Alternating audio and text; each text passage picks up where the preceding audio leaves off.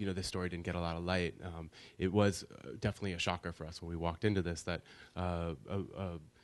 someone charged with terrorism, someone who that the federal government identified as being part of a group that was the #1 domestic terror threat in the nation, could then not be something that we all know about.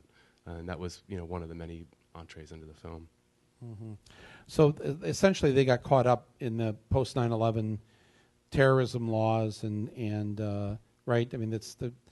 And sort of, though. I mean, the terrorism charges that were brought were pre 9/11. They were pre 9/11. Yeah, Timothy McVeigh era.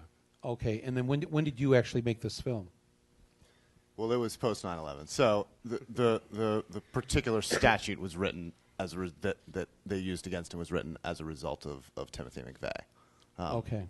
But I mean, definitely the language of post 9/11 America and the sort of heat around the concept of terrorism was part of the reason that they faced life in prison for these arsons.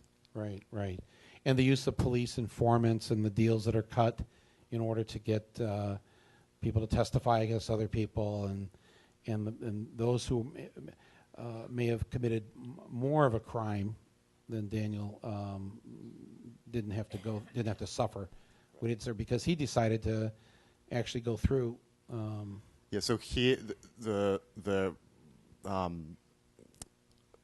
guy who started the Earth Liberation Front in the United States was the first, took part in the first arson, and took part in dozens of arsons actually.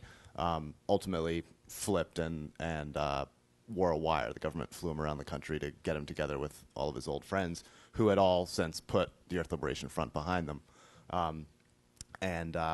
And got them to talk about the old days on tape. And so in exchange for his cooperation, he didn't have to go to prison at all. Although in the year since the film came out, he was arrested for selling drugs and is now in prison. So.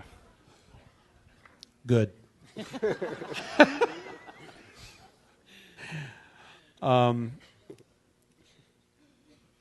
Well, I just again I thought this was really an incredible film, and did what movies like this should do. It take us to a place we haven't been, expose us to something we knew nothing about, I found it riveting. And thank you for making it.